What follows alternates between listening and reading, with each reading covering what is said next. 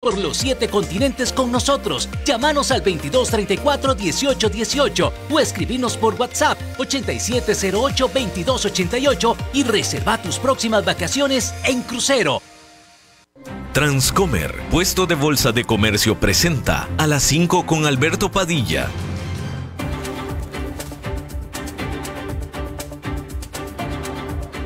Inicia A las 5 con Alberto Padilla.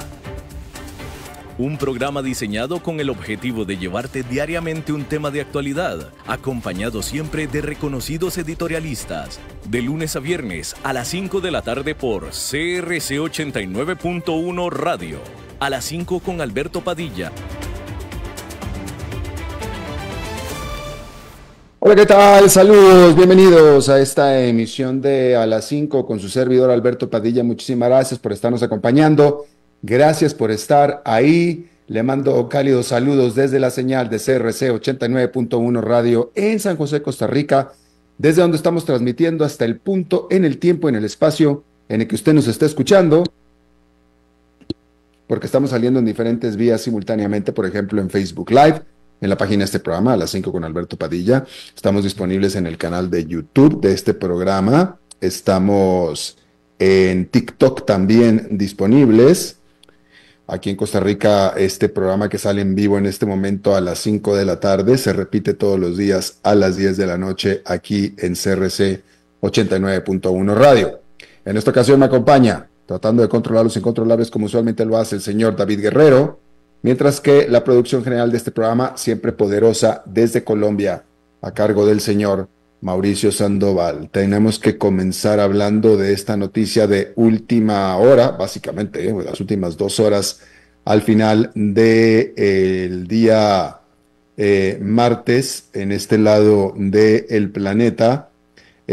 India, se está informando que la India lanzó ataques contra su vecino Pakistán, concretamente contra 9 sitios al otro lado de la frontera, específicamente en la región de Cachemira, controlada por Pakistán. Según los informes, la India está informando que estos ataques fueron sobre infraestructura terrorista, dice la India. Pakistán ha confirmado los ataques, pero el ministro de Defensa de Pakistán dijo que estos misiles cayeron sobre áreas civiles. Un vocero de Pakistán, concretamente de las Fuerzas Armadas de ese país, dijo que hasta ahora al menos 3 personas han muerto.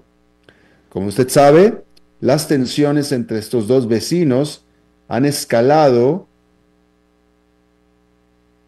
desde que el mes pasado se diera un ataque en la parte de Cachemira controlada por la India, en la que perecieron 26 personas, con la India culpando directamente a Pakistán de esto. Pakistán ha negado cualquier involucramiento al respecto. Después de este ataque, a través de su cuenta de X, lo que antes era Twitter, las Fuerzas Armadas de la India publicaron: la justicia se ha hecho. Hay que recordar que estos dos países son nucleares, es decir, tanto la India como Pakistán tienen armas nucleares. Y pues esta es una escalada histórica en el conflicto fronterizo que tienen estos dos países. No se recuerda en la memoria moderna un ataque con misiles militar transfronterizo entre estos dos países, entre estos dos vecinos. Habrá que ver de qué manera responde, qué oposición toma Pakistán a este respecto. Decir que el presidente de Estados Unidos se refirió a este ataque de la India como una pena. Dijo que era una pena. Por cierto, déjeme comentar que ahora que es presidente de Estados Unidos, menciona que es una pena.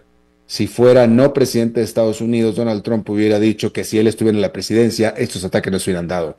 Perdóneme que me salga de la línea en esto, pero no puedo dejar de mencionarlo porque es cierto. Este es el tipo de eventos que Donald Trump hubiera dicho no se hubiera dado si yo fuera presidente. No me dejará usted mentir, no me deje mentir. Pero bueno, en esta ocasión no lo puede decir porque es presidente y se dio. Y lo único que dijo es que es una pena. En fin, habrá más tiempo para hablar de Donald Trump. Así es que bueno, ahí lo tiene usted. Una lamentable, muy lamentable escalada, otro centro de conflicto en el mundo que esperemos que ahí quede. Esperemos que ahí quede. Francamente lo dudo. Me parece que Pakistán va a estar obligado a hacer algo después de que ha negado reiteradamente. Esto se dio por los ataques, por este ataque terrorista a sobre 26 personas, en su mayoría turistas en territorio en la India, en la que la India culpa a Pakistán, pero Pakistán lo ha negado completamente. Así es que bueno, veremos qué sucede ahí. Esperemos que ojalá y ahí se detuviera todo, pero pareciera que seguramente no va a ser así. Hay que decir que el presidente Donald Trump dijo que Estados Unidos detendrá los bombardeos sobre el grupo militante Houthi en Yemen, luego que estos rebeldes, que son respaldados por Irán, acordaran detener sus ataques a embarcaciones comerciales que cruzan el Mar Rojo. Se desconoce si específicamente este cese al fuego, cese a los ataques a estas embarcaciones se limitan solamente a embarcaciones estadounidenses. Sin embargo, Israel atacó al aeropuerto internacional de la capital de Yemen o de Yemen como represalia contra el ataque que el grupo Houthi hizo con misil al aeropuerto internacional de Tel Aviv este domingo, con este misil que cayó justo al lado de el aeropuerto.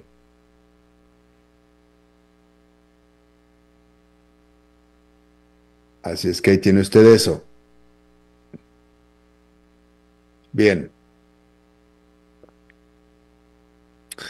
Por cierto, que estábamos hablando de la India, hay que decir que la India y la Gran Bretaña acordaron un muy anticipado acuerdo comercial que permitirá a la India bajar los aranceles a la importación de productos británicos, como son whisky, cosméticos y aparatos médicos.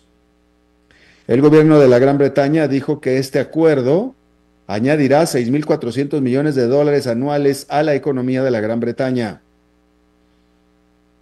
El primer ministro de la India, Narendra Modi, calificó este acuerdo, que lleva negociándose 3 años, como un catalizador para el comercio entre ambas economías. Las ventas de Tesla.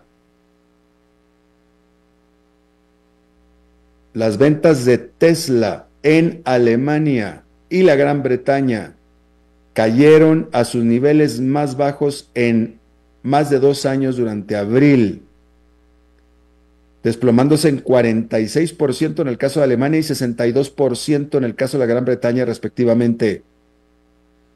Los analistas culpan de este desplome en las ventas a el aumento en la competencia y también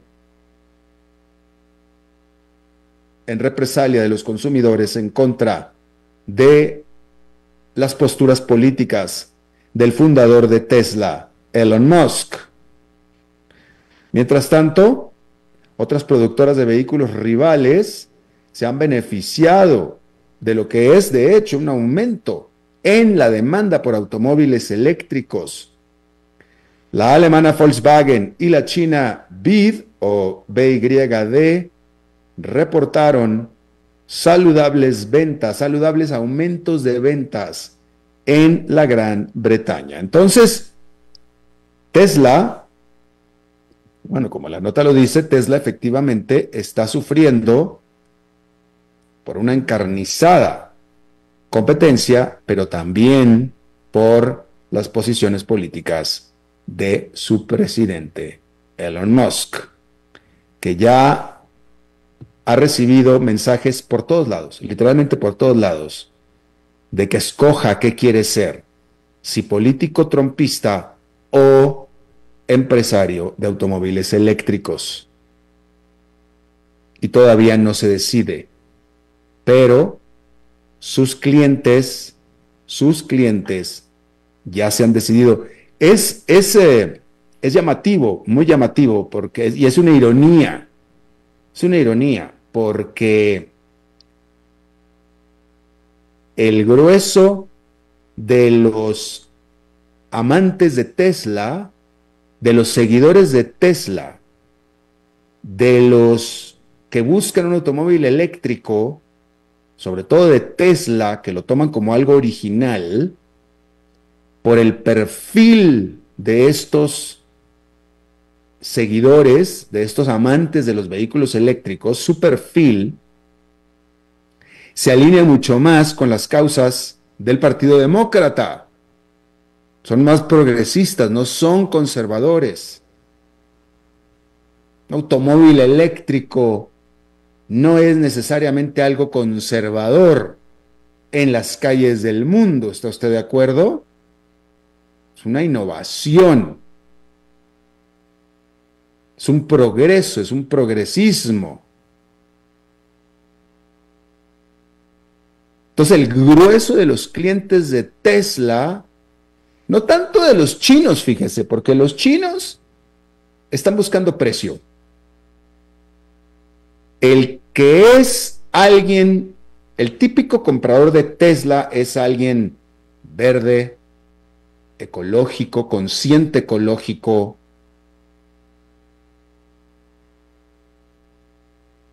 y que cumple con el perfil de las causas del Partido Demócrata. Le digo, como los chinos ya, yo creo que no tanto, pero no estamos hablando de los chinos, estamos hablando de Tesla, ¿sí? Y bueno, el fundador de Tesla, el cual su apellido y su nombre están totalmente fundidos con el nombre de Tesla, se ha hecho totalmente opuesto a las causas y gustos de quienes compran sus automóviles. Totalmente opuesto, totalmente opuesto. Donald Trump, que es a lo que se ha aliado Elon Musk, es totalmente pro petróleo, en contra, no creyente del cambio climático, totalmente conservador, etcétera, etcétera, etcétera, etcétera. Y esto los clientes de Tesla lo están resintiendo y están dejando de comprar sus automóviles. Más aparte está aumentando la competencia. Pero una de dos en Europa, una de dos en la Alemania y la Gran Bretaña, que es esta nota. O en la Alemania y la Gran Bretaña, efectivamente los automóviles chinos eléctricos son bastante más baratos que los de Tesla, o definitivamente los automóviles de Tesla son caros, malos, y sus clientes están enojados con Elon Musk. Pero Volkswagen, en teoría, un Volkswagen no debiera ser, un chino se puede comprender, un Volkswagen no debiera ser mucho más barato que un Tesla, un Volkswagen eléctrico, en teoría. Y Volkswagen le está ganando terreno a Tesla. Entonces mucho tiene que ver aquí la posición política de Elon Musk. Y ya estará Elon Musk, que es lo que decide sobre el futuro, su futuro. Y la simbiosis de imagen que tiene con la empresa que fundó, que es Tesla. Así es que ahí lo tiene usted. Rápidamente, mencionarle del mundo corporativo, DoorDash, esta compañía de entregas de alimentos a domicilio, acordó la compra de la británica Deliveroo por $3,600 millones y así da por terminada el viaje que tuvo Deliveroo británica, bastante emproblemado durante el tiempo que fue una compañía listada en la bolsa de valores. Porque las acciones de Deliveroo nunca pudieron realmente despegar después de sus máximos que tuvo al primero ser listada. Hay que decir que con esta oferta se están dando $2, básicamente $2, un poquito menos de $2 por acción de Deliveroo por parte de DoorDash. Y así DoorDash comienza a internacionalizarse y está apuntando a nuevas consolidaciones en este sector que es bastante pulverizado y con márgenes muy pequeñitos. Y entonces DoorDash lo que está haciendo es hacerse gigante, o más grande, gigante, para aprovechar economías de escala. Así es que ahí lo tiene usted. Bien, déjeme nada más ver aquí quién me está mandando, a ver si esto es importante porque estoy recibiendo, a ver, un mensaje aquí en vivo y me pareció que era algo a ver qué me dice aquí. No parece ser que sea. A ver, déjenme confirmar esto. Me están diciendo, a ver, déjenme nada más confirmar. Sí, estamos en vivo. No sé si empezamos tarde, pero estamos en vivo en Facebook. Me estaban diciendo que no. Bien. Quiero comentarle algo. Perdóneme si esta es una nota demasiado, no creo que sea demasiado tica en cuanto a que es emanada en Costa Rica, país en el que me encuentro en este momento, pero quiero tratar de hacer un punto un poquito más mayor, un poquito más grande. Todo comenzó el año pasado, a finales del año pasado, cuando una avioneta se estrelló en las montañas alrededor de la capital de San José, en Costa Rica. Ahí perecieron en esta avioneta, que fue en el Pico Blanco, que es casualmente el pico donde yo tengo mi casa ahí es donde yo vivo. Esta avioneta de la empresa aérea Aerocaribe Air Charter era una Cessna 206 en la que murieron varias personas. Déjame ver si tengo por aquí cuántas personas murieron. Creo que murieron 5 personas, entre ellos los 2 pilotos, y quedó una persona afortunadamente con vida.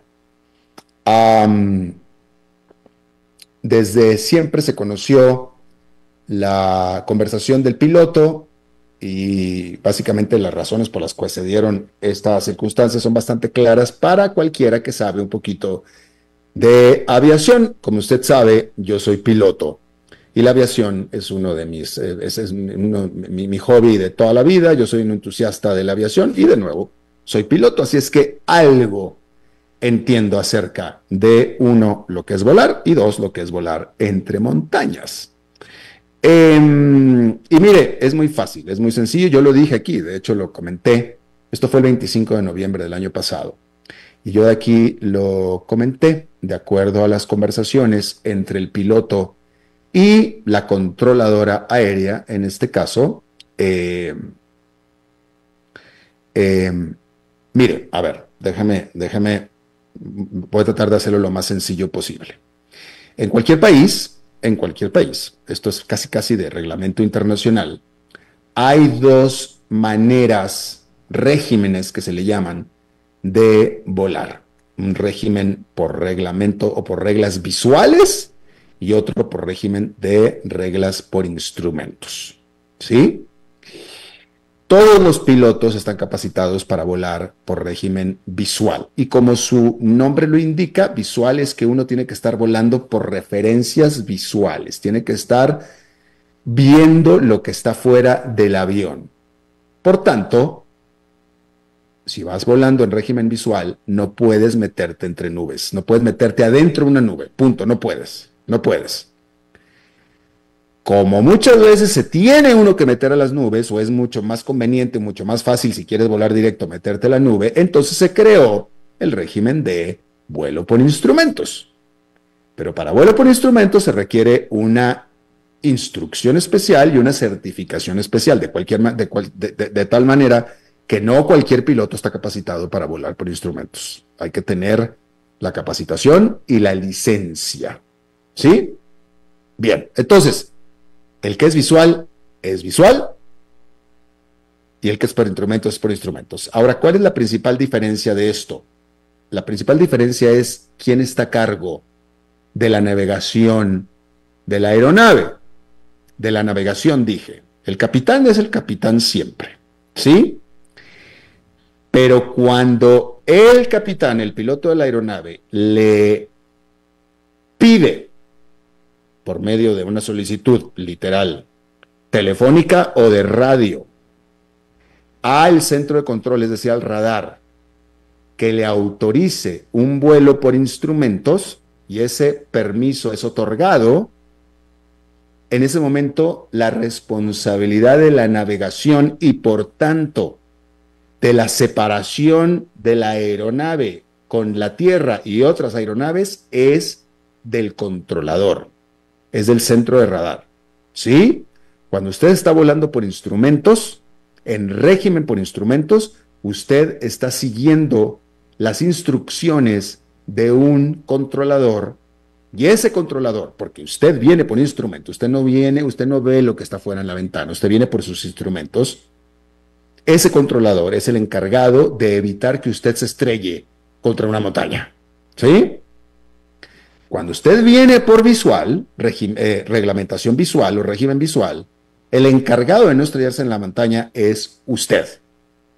Esa es la gran diferencia. ¿Ok? Bien. Desde que se estrelló esta avioneta en este pico en Costa Rica, se supo y se sabía y se entendió que este piloto dijo que venía por reglas visuales, es decir, viendo. Y toda la conversación, bueno, ahora, cuando uno uno como piloto viene volando en una zona de un aeropuerto grande, porque muchas veces cuando uno viene por visual, no tiene ni siquiera que comunicarse con la torre de control, usted viene visual. Pero cuando está dentro del área de influencia de un aeropuerto grande, usted tiene que estar en comunicación con la torre. Y la torre le da ciertas instrucciones, pero usted sigue siendo visual, usted sigue siendo el responsable. Lo que la torre le va a decir a usted es el dar el permiso para aproximarse al aeropuerto, le da el permiso para aterrizar o no, le dará alguna instrucción sobre por qué lado aproximarse al aeropuerto, si por el lado izquierdo, si por el norte, si por el sur. Pero la responsabilidad para no estrellarse en una montaña es de usted, es del piloto visual, ¿sí? Y en esta conversación con este piloto en cuestión del 25 de noviembre, todo el tiempo, toda la instrucción que se le da a este piloto se le dio: manténgase visual, manténgase visual, manténgase visual. Y él respondió todo el tiempo: yo me mantengo visual, me mantengo visual, me mantengo visual, no hay ningún problema. Ok, pues sopas, que se estrelló contra el Pico Blanco. ¿Por qué se estrelló contra el Pico Blanco? Pues porque no venía visual. Tan sencillo como eso, simplemente no venía visual. El piloto tomó la decisión ilegal de, contra todo lo que se le indicó y contra todo su mejor conocimiento y contra todo lo que él sabía, etcétera, etcétera, se metió a una nube, muy cómodo seguramente, puesto que este era su área de estación donde él vivía y donde él todo, y venía complaciente, venía muy complaciente, se metió a una nube y se estrelló contra el Pico Blanco. ¿Sí me sigue? O sea, O sea, se estrelló contra el pico blanco porque no lo vio. Y no lo vio porque venía en una nube. Si él no ha venido en la nube, hubiera visto el pico y no se hubiera estrellado. ¿Me explico lo que le digo? Entonces, la instrucción que se le dio es, manténgase visual. Él dijo, yo me mantengo visual, y aún así, a los 2 minutos se estrelló contra el pico. ¿Qué pasó? No se mantuvo visual. Y sucedió. Y es un tipo de accidente que sucede muy seguido en la aviación. Muy, muy seguido. ¿Sí? Pero la culpa es del piloto. La culpa es del piloto. El error es del piloto. Es una culpa del piloto. Y está en la reglamentación aérea. ¿Por qué le platico todo esto? Bueno, porque la nota del día de hoy, según la prensa local de Costa Rica, es que, y este es el comentario que yo quiero hacer, es que familiares de las víctimas, familiares de los fallecidos, están entablando una demanda legal en contra de nadie menos que la controladora aérea. Esta familia, estos familiares, quieren a la controladora aérea en la cárcel, seguramente por homicidio negligente, seguramente, ¿no? Pero el punto de todo esto es que, desde mi punto de vista, y me parece clarísimo, es que quien está azuzando a la familia es un abogado sin escrúpulos.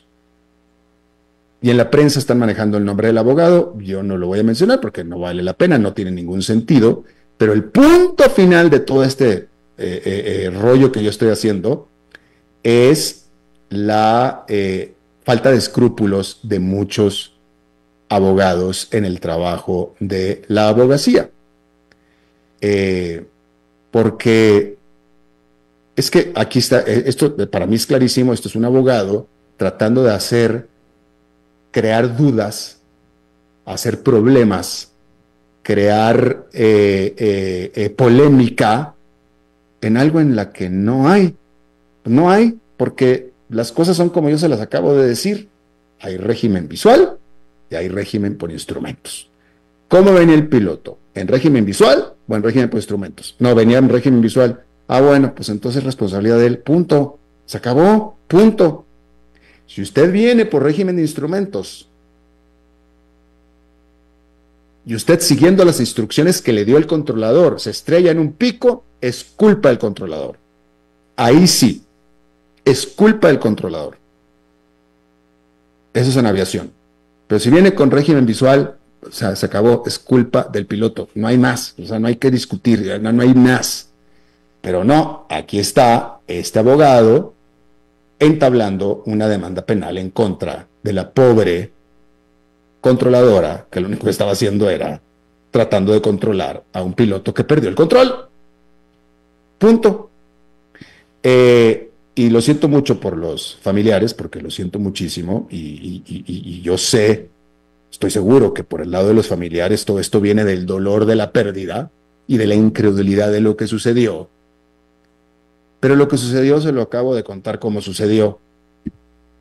Y lo que les está haciendo este abogado es una falta de escrúpulos tremenda, simplemente es tremenda, porque está dándole no sé qué tipo de esperanzas ni para qué a la familia, al tiempo que está persiguiendo y molestando a una controladora que lo único que estaba haciendo era su trabajo. Punto. Era su trabajo. Que si la controladora en el radar pudo haber visto que el piloto iba directo al pico, sí pudo, tal vez no, no sé, pero no era su responsabilidad. No era su responsabilidad. Y esto es tan así, tanto en Costa Rica, como en Estados Unidos, como en Dinamarca. La pregunta es de quién es responsabilidad, no quién debió haber, que si ella pudo, a lo mejor pudo, tal vez, no sé, tal vez, pero no era su responsabilidad. Para eso existen las reglamentaciones. Para eso existen.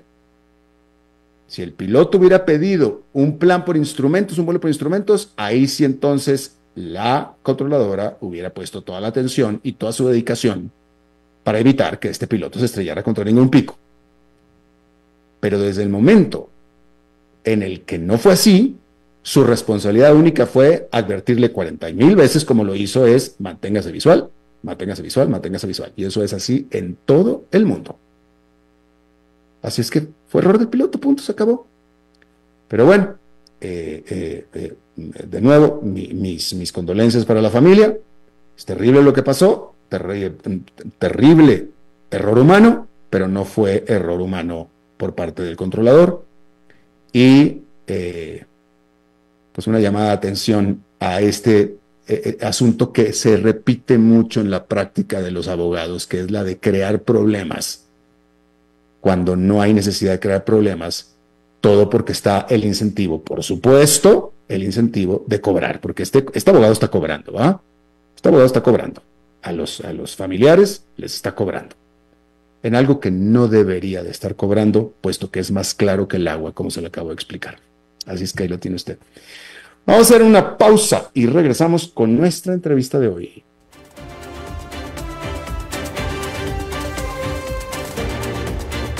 Seguimos escuchando a las 5 con Alberto Padilla.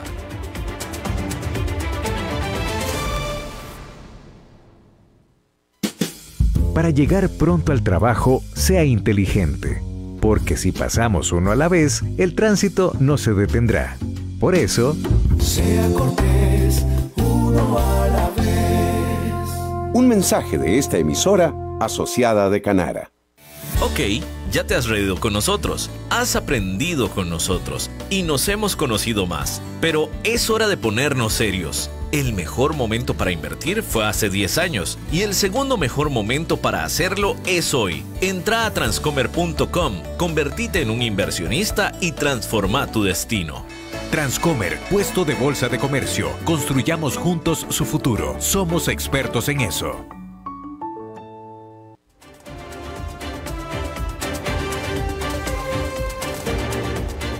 Volvemos a las 5 con Alberto Padilla.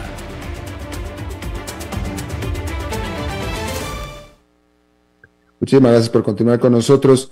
Bueno, en Alemania, en Europa, la noticia del día es que finalmente ya Alemania tiene un nuevo canciller. Él es Friedrich Merz, en una asignación pues bastante dramática, bastante jalada de los pelos, porque cuando ya se daba por sentado que por fin iba a tomar posición como canciller, después de 6 meses que se dieron estas elecciones, en una primera vuelta resulta que no llegaron a acuerdo, pero finalmente unas pocas horas después ya lo confirmaron. Eso es por el lado de Alemania. Otra nota geopolítica que se da al día de hoy es la reunión que hubo entre el nuevo primer ministro de Canadá y Donald Trump en la oficina Oval en Washington, donde también ahí se dieron algunas declaraciones no tan subidas de tono como cuando Donald Trump recibió a Volodymyr Zelensky hace un par de meses, pero también hubo algunas declaraciones ahí algo rimbombantes. Está con nosotros de vuelta y le agradezco mucho Philippe Volante, él es analista geopolítico internacional. Philippe, me da mucho gusto saludarte de nuevo. Muy buenas noches. Sí, interesante el día de hoy. Como dijiste, 2 eventos mayores, uno que no nos esperaba. Todo el mundo está seguro que Friedrich Merz se iba a pasar en primera vuelta sin ningún problema y resultó que no, es decir, que le faltaba unos 6 votos. Y entonces la coalición que hay en este momento entre la Unión Democrática Cristiana, el CDU, la Unión Social Cristiana de Bavaria, la CSU, y el partido más antiguo de Alemania, que es el Partido Socialdemócrata de Alemania, el SPD, entonces no se logró en primera vuelta. O sea que está difícil la situación. Definitivamente, pero ¿qué fue lo que sucedió? Es decir, primero que nada hay que nada más aclarar que se trata de Merz, es el décimo canciller que tiene Alemania de la posguerra, pero nadie se esperaba que sucediera lo que sucedió. Si no lo hubieran electo a él, ¿qué hubiera pasado? No, lo iban a elegir. Lo que querían mostrarle es que justamente ciertos estaban un poquito reacio con su plan de gobierno, que más o menos es un gasto público de 500.000 millones en tema de armamento y 500.000 millones en tema de infraestructuras. Es decir, que por primera vez Alemania aceptó justamente que su déficit público se disparara.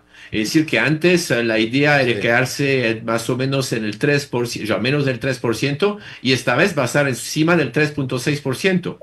Sabe que en este momento hay una crisis con el tema automotriz y con el compañero que vamos a hablar, justamente Trump, que está molestando bastante a Alemania. Entonces, sus exportaciones industriales ha bajado bastante. Entonces, decidió justamente relanzar justamente masivamente las infraestructuras en el país, pero con alto riesgo. O sea que muchos, yo creo que era un voto de sanciones en primera vuelta, porque no se sabía que no podía pasar la extrema derecha, que es el otro partido que justamente tiene más escaños en el Parlamento.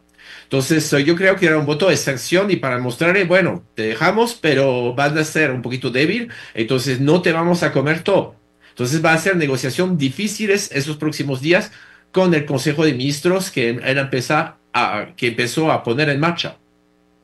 De cualquier manera, y esta es pregunta, simplemente por la personalidad que tiene este nuevo canciller Merz, ha levantado muchas expectativas de que va a tener mucho más liderazgo que lo que tuvo el canciller saliente, algo tipo como lo que era Angela Merkel, ¿cierto? Sí, es decir, que frente a Olaf Scholz, obviamente, pero hay que decir que él era, aunque era del mismo partido, entre comillas, es decir, que es oposición a Angela Merkel. Él siempre estuvo en contra de Angela Merkel. Entonces es una ruptura total y lo vemos con la relación con Francia. Es un canciller que tiene, como se llama, un retrato de General de Gaulle en su oficina. O sea que quiere una aproximación justamente más europea que lo que tenía Angela Merkel. Recordamos que Angela Merkel rompió con todo el tema nuclear francés, rompió con todo el tema de Europa, viendo la energía barata de Rusia. Entonces ella no se volteó de Europa totalmente. Scholz estuvo en un periodo de transición, pero ahora parece que se va. Vamos a ver la reunión, creo que es mañana, con Francia, que justamente vamos a ver qué negociación sale de esto, pero creo que por fin el eje franco-alemán, que fue fundador de la Europa que conocemos hoy en día, la Comisión Europea, entonces se va a reinstalar. Entonces también yo creo que de su oposición, la mayoría de su oposición venía de su propio partido, los que son pro Angela Merkel. Pero entonces estás mencionando que Merz es más pro-europeo que lo que era Angela Merkel. Obviamente.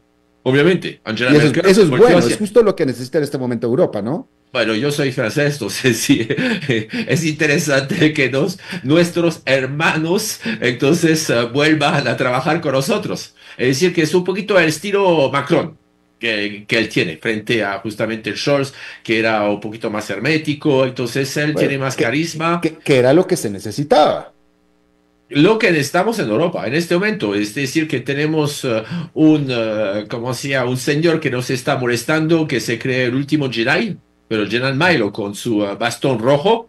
Entonces Europa ya se sabe que tiene que justamente empezar a modernizarse, empezar a trabajar más en común. Vamos a ver las negociaciones ahora con Francia, porque Francia es uno de los países más importantes en armamentista y Alemania quiere compartir, porque recordamos que anteriormente habían dicho sí, vamos a ser europeos, pero habían comprado aviones alemanes de Estados Unidos.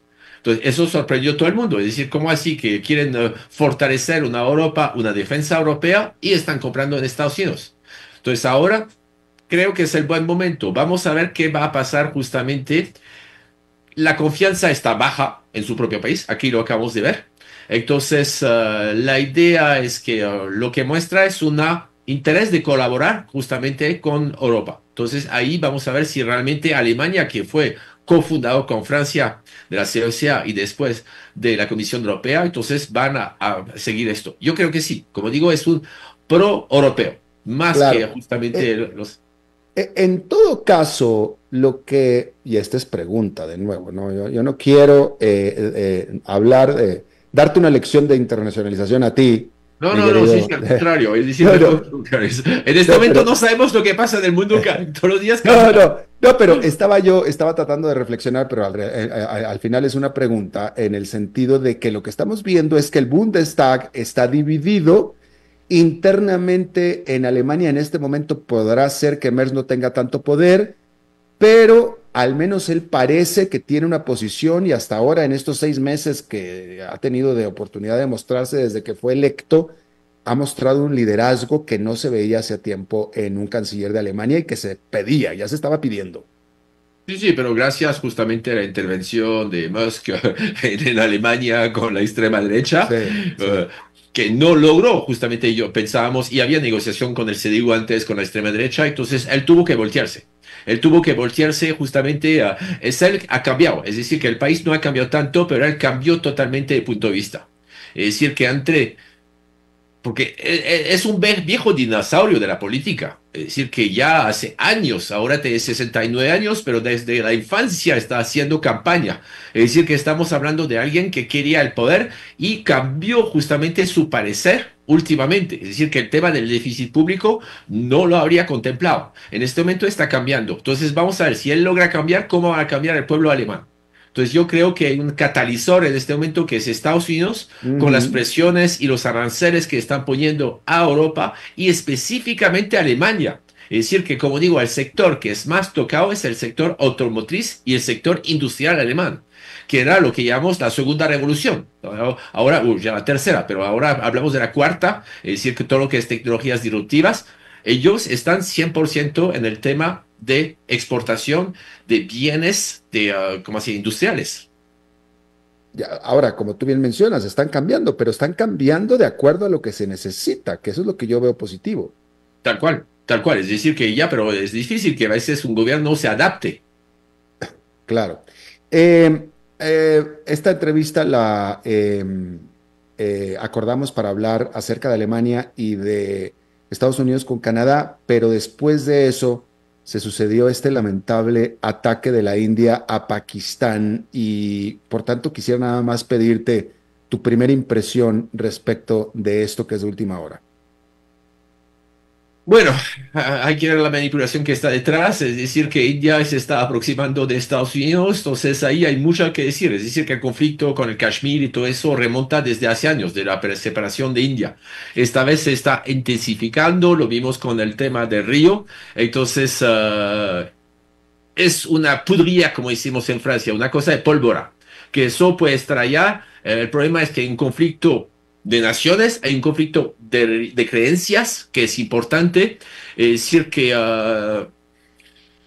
esto es alto riesgo, riesgo que está pasando en este momento, realmente alto riesgo porque es una región bastante importante. Estados Unidos le apostó bastante a India, vemos que justamente grandes empresas ya estaban tratando de salir de China, pero no para ir a Estados Unidos, va a ir a India. Lo vemos con Apple, con otros que están haciendo justamente el montaje de sus teléfonos celulares y otros. Yo creo que aquí hay un juego de poder, hay que ver cuáles son las manipulaciones que puede haber detrás, pero es decir que es fácil, es decir que esos dos, ¿cómo se llama? El problema es que son dos naciones nucleares, eso asusta. Sí, es decir que Pakistán y India son dos grandes naciones nucleares. Entonces aquí difícil de pronunciarme todavía, pero no, la situación se veía que era catastrófica desde hace ya unas semanas, que se están creciendo. Entonces no sé cuál es la riposte, cómo van a responder justamente de ambas partes. Veremos en 24 horas. Yo creo que va a haber mucha definición en 24 horas. Sí, que es lo que yo tengo miedo porque tenemos, ¿cómo se llama? Un India con alguien que también no es un buen negociador. Y del otro Pakistán tampoco. Entonces lo veo cómo se va a poder negociar entre esas dos grandes naciones. Claro, veremos. De nuevo, yo creo que en 24 horas tendremos alguna definición en cuanto a cómo va a terminar esto.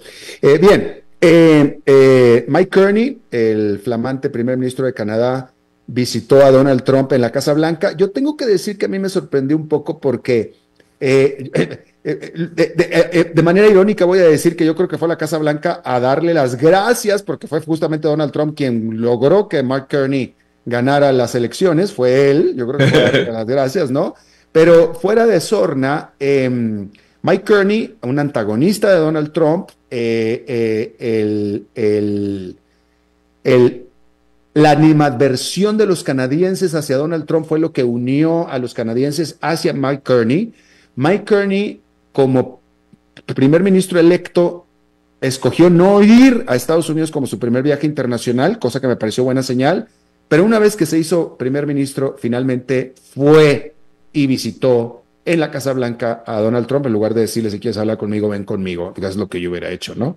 Pero bueno, ahí adentro se armaron de palabras. ¿Cuáles son tus primeras impresiones de lo que sucedió hoy? Son 160,000 empleos que están en juego en este momento, con los aranceles y con lo que está haciendo Estados Unidos. Entonces McCartney tenía que ir a ver su vecino, eso sí.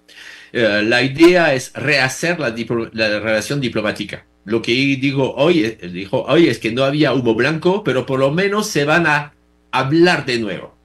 Ya, obviamente, lo vimos que McCartney está súper preparado, porque cuando le hicieron la pregunta del Estado 51, habló del tema inmobiliario y diciendo esto no está a la venta. Es decir, que está bien. Era difícil porque se sabía que iba a haber esta pregunta y eso es lo que molestó más. Como dices, ellos se están poniendo de los códigos como en OK, para justamente contra la injerencia que tiene Estados Unidos. Obviamente hubo un regañón desde Trump. Ustedes no están gastando en tema militar, nosotros somos los que le protegemos. Entonces veíamos la cara.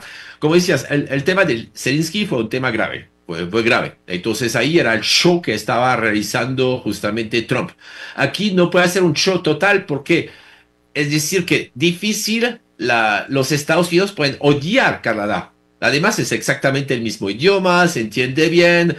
Yo como sea cantantes canadienses, no hablo solamente de Celine Dion, está otro, Justin Bieber, otro. Entonces hay una impregnación de la cultura canadiense en Estados Unidos. Entonces lo veían muchos americanos, lo veían de Estados Unidos, lo veían de mal ojo justamente esta pelea que es incomprensible. Es decir, que queremos que sea el Estado 51, porque esto es más que dolió que los aranceles, es decir, que los canadienses, decir que ustedes ya ahora va a estar mucho mejor viviendo con nosotros, o sea que sin tener justamente cobertura social, todos los beneficios de justamente de Canadá, entonces era imposible. Lo que vemos es que la negociación, yo vi una parte, después miré unos análisis y me pareció interesante ver cómo los canadienses habían recibido esto. Es decir, que si fue buen negociador o no. Es decir, que por lo menos Trump dijo que fue muy cordial. Obviamente no se van a... El problema, la diferencia con Zelensky cayó en una trampa total, es que Zelensky no habló en su propio idioma. Y eso era catastrófico porque les faltaba palabras, nos damos cuenta, es decir, que está pensando en ruso, en ucraniano, entonces, pero creo que habla mejor ruso, entonces estaba pensando y entonces traducir es difícil. Que McCartney habla perfectamente, obviamente, inglés, entonces claro. Fue muy fluido y fue muy interesante, es decir, que cayó en ninguna trampa. No cayó en ninguna trampa, como digo, la trampa, pero yo creo que lo prepararon bien. La trampa específicamente del tema del Estado 51. Entonces, a pesar que Trump dijo ya amenaza de posible anexión del Canadá, imagínense, decir que... Entonces, no hubo ningún resultado concreto, ni acuerdos definitivos. Pero BMS fue una visita de cortesía, como usted va a ver su vecino que se acaba de instalar al lado de su casa, pareciera aquí estoy, buenos días, ya te llevo como sea una torta. Entonces, la idea es que Canadá estaba con el tema de su soberanía, que es un tema importante para todos los países en este momento, y que está haciendo, gracias a Trump, se está hablando de soberanía en todos los países. Entonces, eso es una cosa interesante, pero lo que se vio sí es un respeto mutuo, entre comillas, porque justamente cuando dice te voy a anexar, entonces lo que faltaba es, nadie pensaba que podía haber un humo blanco entre los dos. Ya, es decir, que no era esperado, era más bien decir yo voy a ver justamente el enemigo, porque en este momento está considerado Estados Unidos como un enemigo para los canadienses, voy al enemigo, voy a mantener mi posición, y entonces se siguió totalmente consolidado. Pero Estados Unidos un poquito como watches, como se dice, diciendo no necesito los productos canadienses como su automóvil y su petróleo, es decir que ya Trump también se le está jugando para sus electores. Entonces también más bien era dos presidentes que yo, primer ministro, perdón, presidente hablando con sus electores. Claro. Ahora, claro, Estados Unidos es el que me le compra 3/4 partes de lo que exporta Canadá, pero Donald Trump lo dijo, y lo dijo en frente de Carney, y dijo, de aquí no hay nada que pueda hacer Carney para evitar los aranceles, lo dijo. Entonces, en ese sentido, para mí fue inútil la visita. No, yo digo, es una vista de cortesía, no fue inútil para rehacer. Va a haber de nuevo relaciones diplomáticas y relaciones administrativas. Es decir, que el tema de los aranceles se sabía que no iba a bajar la guardia a Trump. Es su herramienta de negociación en este momento, ¿ya? Y McCarthy también. El tema de los aranceles es para doler. Está haciendo una campaña, ¿cómo se llama? La Oficina de Comercio de Canadá en Estados Unidos, con pancartas mostrando cuánto les está costando justamente esos aranceles al pueblo americano. Entonces, ellos saben que están en guerra d'usure, una guerra de fastidiar, de molestar para que se cansen. Entonces, esto yo creo que los dos, John Cartner sabía que los aranceles no iba a poder negociarlos.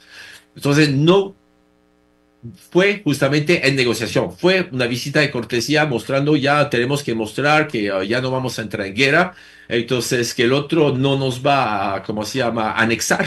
Entonces, voy a mostrar mi posición y entonces, a pesar que va a reiterar sus amenazas, mostramos que estamos fuertes y quería mostrar justamente, McCarthy está hablando al pueblo de Estados Unidos, también al pueblo de Estados Unidos mostrando, nosotros no estamos de acuerdo, es decir, porque Trump lo que dice siempre es que más o menos la mayoría del pueblo canadiense quieren que sean de Estados Unidos, es el mejor vividor del mundo, entre comillas, entonces todo el mundo quiere venir aquí y los canadienses no, ni en sueño, entonces nosotros estamos felices con lo nuestro. Claro. Bueno, pues Philippe Boland, analista internacional, te agradezco muchísimo, como siempre, tu excelente disposición a charlar con nosotros. Un placer poder charlar y como digo, lo de India, Pakistán, eso sí, yo no quiero, ¿cómo se llama?, hacer prospectiva sobre esto porque la situación se puede poner de un día al otro totalmente catastrófica. De acuerdo, estaremos viendo eso para mañana. Gracias, Philippe. Gracias, un placer. Bien, siendo martes, vamos a dar paso y a cerrar esta emisión con el segmento de nuestro buen compañero y amigo Fernando Francia. Fernando. Hola, ¿qué tal, Alberto? Qué gusto saludarte a vos y a toda la audiencia. Hoy es 6 de mayo, estamos cerca del 3 de mayo, Día Mundial de la Libertad de Prensa, y por eso tengo este comentario. Caer 28 puestos no es un tropezón, es una señal de emergencia. Costa Rica retrocedió del puesto 5 al puesto 36 en libertad de prensa en menos de 4 años. No hay eufemismo que alcance para maquillar esta caída sin admitir lo evidente. Estamos peor. Y no por accidente. Cada 3 de mayo se celebra el Día Mundial de la Libertad de Prensa, esa libertad de buscar, difundir y recibir información sobre asuntos de interés público. Ese mismo día, Reporteros Sin Fronteras publica su informe anual. Evalúa 180 países. Costa Rica aparece en el lugar 36, por ejemplo, Estados Unidos en el 57, El Salvador en el 135, México en el 124. La región sale fea en la foto, hay que ser honestos. En el caso costarricense, el informe 2025 no deja lugar a dudas. Ataques verbales desde el poder, restricciones al acceso a la información pública, presiones económicas disfrazadas de recortes, concentración de medios y creciente autocensura. Ojo a este tema de la autocensura. Todo eso erosiona el periodismo libre, ese que fiscaliza, cuestiona, incomoda al poder. Ese que debería celebrarse, no castigarse. Durante el gobierno de Rodrigo Chávez, el país ha perdido 28 posiciones. Es la peor ubicación desde 2005 y es la segunda más baja desde que existe este índice para el caso de Costa Rica. No es un dato técnico, es una radiografía política del país. Y no se trata solo de si el presidente o su bancada descalifican a un periodista o no, o si lo dejan hacer una pregunta o no. Se trata también de lo que ya no se dice. Por miedo, por desgaste, por trabas, por presiones, lo que sea. El informe lo advierte muy claro. Hay una tendencia al silencio en la prensa costarricense, a evitar el conflicto, a elegir las batallas. Ese es el caldo de cultivo del autoritarismo blando que llaman, esa autocracia democrática, que no encarcela a periodistas, no, pero los desacredita desde el púlpito del poder. Y lo más grave para América Latina es que, incluso con este retroceso, Costa Rica sigue entre los mejores posicionados. lo cual dice más sobre la región que sobre nosotros mismos. Porque si estar en el puesto 36 es estar bien, ¿qué tan mal está todo lo demás? La libertad de prensa no se mide solo por la ausencia de violencia física, también se mide por la posibilidad real de preguntar sin represalias, de acceder a información sin obstáculos, de opinar sin ser señalado como enemigo, de hacer periodismo sin miedo, pues. El periodismo libre es un termómetro democrático. Cuando cae, no lo hace solo, se lleva consigo una parte de nuestra libertad. No hay democracia sana sin prensa incómoda. Y mucho de lo que se dice ya no es por censura, sino por autocensura. Y eso es lo más preocupante, porque bajar en el ranking no es solo un asunto de imagen, es un síntoma de deterioro. La pregunta es si vamos a seguir normalizando ese deterioro y haciendo como si nada.